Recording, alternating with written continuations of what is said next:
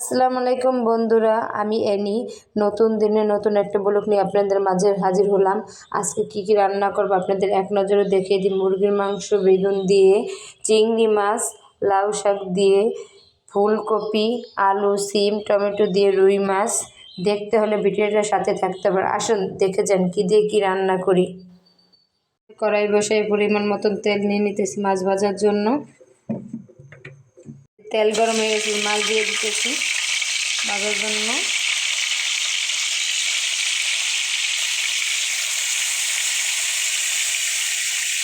আর সবগুলো মাছ দিয়ে দিলাম, হয়ে গেছে এক সাইড। এখন উল্টে দেবো মাছগুলা একটু একটু করে।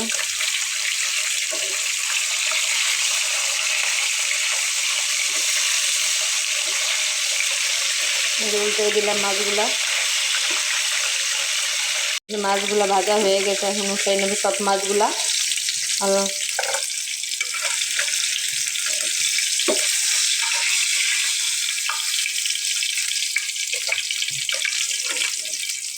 সবগুলো উঠানো হয়ে গেছে।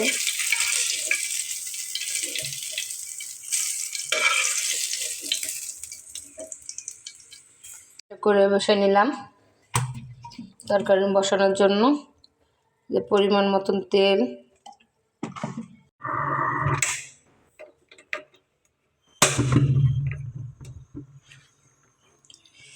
পরিমাণ মতন পেঁয়াজ কুচি দিয়ে দিলাম। পেঁয়াজগুলো ভালোভাবে নাড়াচাড়া করে নিতেছি। যেহেতু পেঁয়াজ বাটা দেবো তাই পেঁয়াজ কুচি অল্প পরিমাণ দিলাম।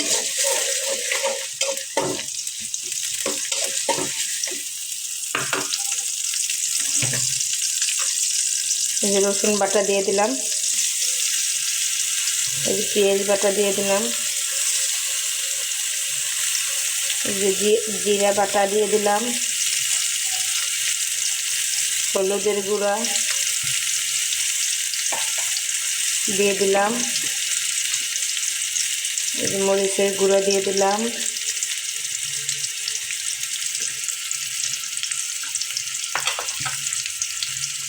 এই যে কিছু কাঁচামরিচ দিয়ে দিলাম।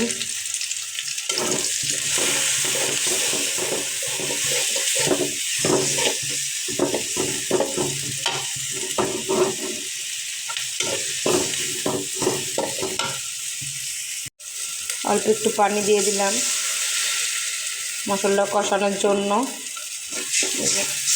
এখন ভালোভাবে নেড়ে ছেড়ে দিতেছি।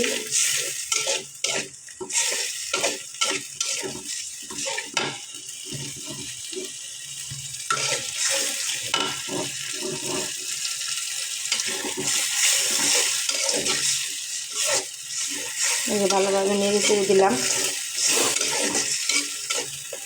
মশলা কষানো হয়ে গেছে, এখন তরকারিগুলো ছেড়ে দেবো। তরকারিগুলো সব তরকারি দিয়ে দিলাম মশলার মধ্যে। এখন ভালোভাবে নেড়ে ছেড়ে নেব।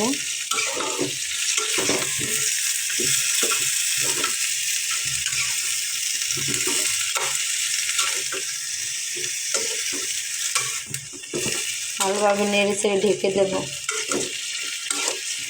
সেদ্ধ হওয়ার জন্য। তরকারি ঢেকে দিলাম সেদ্ধ হওয়ার জন্য। এটা কত দূর সেদ্ধ হয়েছে। এখন ভালো আবার উল্টে পাল্টে নেড়ে ছেড়ে দিলাম। এখনো সেদ্ধ হয় নাই ভালোভাবে। এভাবে আবার নেড়ে ছেড়ে ঢেকে দিতে হবে সেদ্ধ হওয়ার জন্য।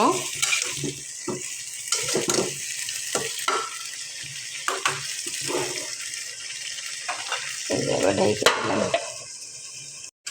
তরকারি কষানো হয়ে গেছে, এখন পরিমাণ মতন ঝোলের পানি দিয়ে দেব।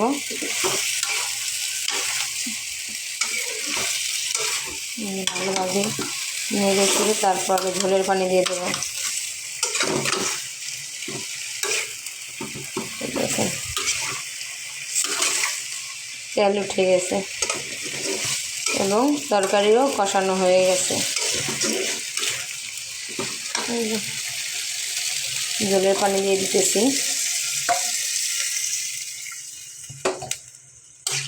ঝোলের পানি দেওয়া হয়ে গেছে, এখন আবার ভালোভাবে নেড়ে চেড়ে ঢেকে দেব। যখন তরকারিটা ফুটে উঠবে তখন মাছ দিয়ে দেব। তরকারি ফুটে উঠছে, এখন টমেটোগুলো দিয়ে দেবো। টমেটোগুলো কিন্তু আগে দিলে কিন্তু গলে দিত, আমরা গলে গেলে কিন্তু আমার ভালো লাগে না, তাই একটু একটু আস্তে আস্তে থাকবে, তাই তরকারি হওয়ার আগ দিয়ে দিই আমি। টমেটো দিয়ে দিলাম, এখন মাছ দিয়ে দেবো।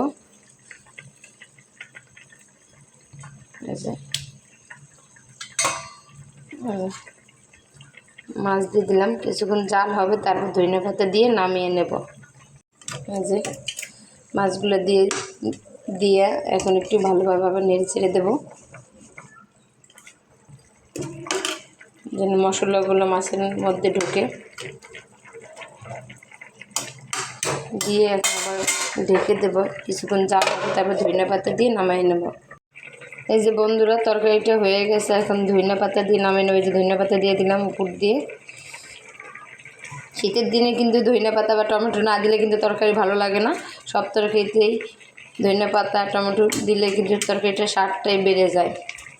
এই যে এখন তরকারিটা নামিয়ে নেব, তরকারিটা হয়ে গেছে। লাউ শাক রান্না করার জন্য কড়াই বসাই নিলাম, পরিমাণ মতন তেল দিয়ে দিলাম, তারপর পেঁয়াজ কুচি দিয়ে দিলাম,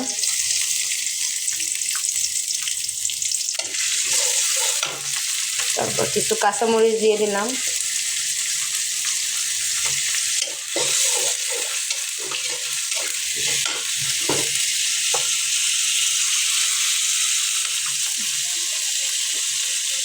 অল্প একটু জিরা বাটা দিয়ে দিলাম। চিংড়ি মাছে বেশি জিরা বাটা দিলে কিন্তু ঘ্রাণ আসবে না চিংড়ি মাছে। একটু পেঁয়াজ বাটা, হালকা একটু রসুন বাটা, একটু মরিচের গুঁড়া দিয়ে নিলাম, একটু হলুদের গুঁড়া, স্বাদ মতো লবণ,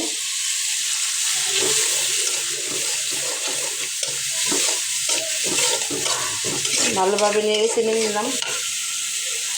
তারপর কিছু চিংড়ি মাছ কিছু চিংড়ি মাছ বেটে দিলাম। এভাবে দিলে তরকারিটা গাঢ় হয় এবং খেতে মজা হয়। আপনারা ট্রাই করে বাসায় বসে ট্রাই করে দেখতে পারেন।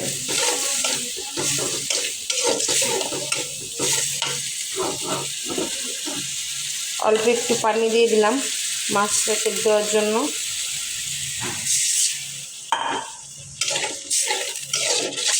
এখন নেড়ে চেড়ে দিলাম। এই যে মশলা কষানো হয়ে গেছে এবং মাছ সেদ্ধ হয়ে গেছে, এখন শাকগুলা দিয়ে দিলাম। শাকগুলা দিয়ে দিতেছি।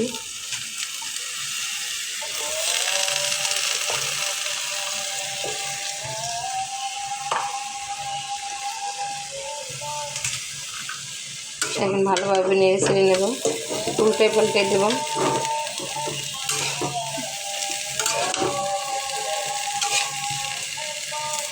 একা একা ভিডিও করি তো, তাই এরকম হইতেছে, লড়াচড়া খেতেছে। ঠিক আছে, নাড়াচাড়া হয়ে গেছে, এখন ঢেকে দেবো শাকটা সেদ্ধ হওয়ার জন্য। যে ঢেকে দিলাম, শাক প্রায় সেদ্ধ হয়ে গেছে, এখন আর ঢেকে দেব না, নাড়াচাড়া করে তারপর নামিয়ে নেব।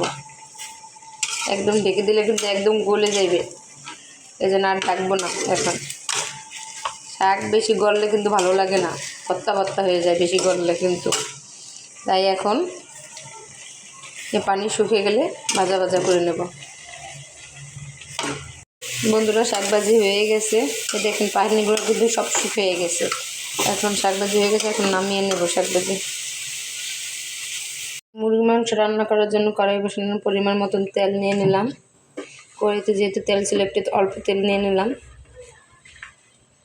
পেঁয়াজ কুচি দিয়ে দিলাম, এই যে মরিচ কুচি দিয়ে দিলাম কিছু। এখন পেঁয়াজগুলা ভালোভাবে নেড়ে চেড়ে নিয়ে এখানে পেঁয়াজের সব মশলা দিয়ে দেবো। প্রথমে দিয়ে দিলাম একটু জিরা বাটা, রসুন বাটা, পেঁয়াজ বাটা, হলুদের গুঁড়া, মরিচের গুঁড়া,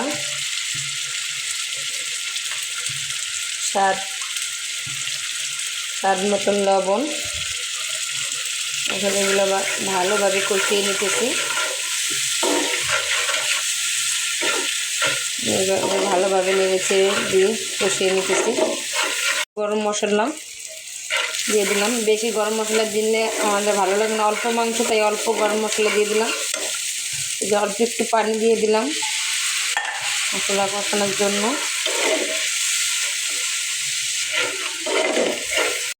কষানো হয়ে গেছে, মাংস দিয়ে দিলাম।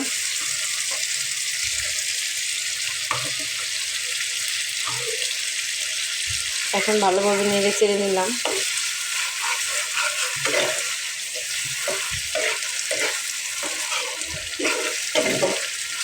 নেড়ে চেড়ে দিলাম।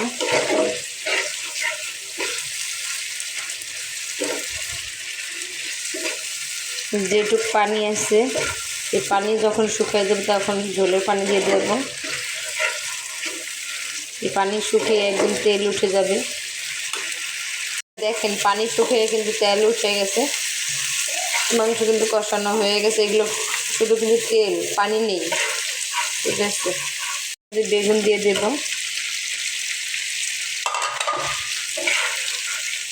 কষানোর জন্য আপনি এভাবে মুরগির মাংস বেগুন দিয়ে খেয়ে দেখেন, অনেক মজা, খেলেই বুঝতে পারবেন।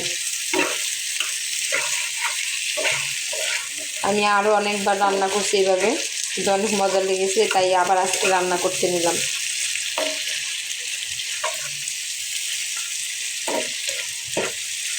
তেলের মধ্যে কিন্তু বেগুন সেদ্ধ হয়ে যাবে।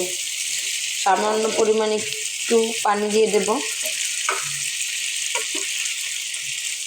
যখন শুকিয়ে যাবে, কষানো হয়ে যাবে বেগুন, তখন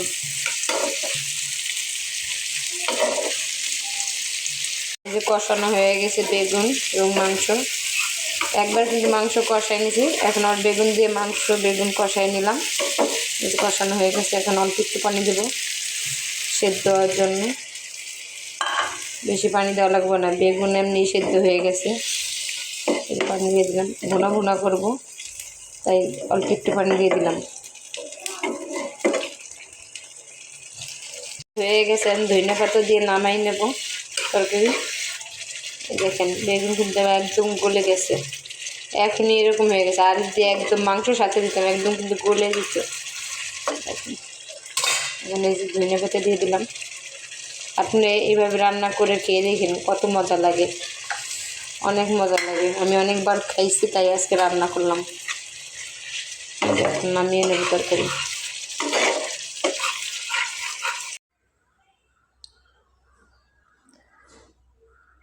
বন্ধুরা দেখে নিলেন তো কি দিয়ে কি রান্না করেছি। ফুলকপি, সিম, টমেটো, ধনেপাতা দিয়ে রুই মাছ, চিংড়ি মাছ দিয়ে লাউ শাক ভাজি, মুরগির মাংস বেগুন দিয়ে। আপনার ভালো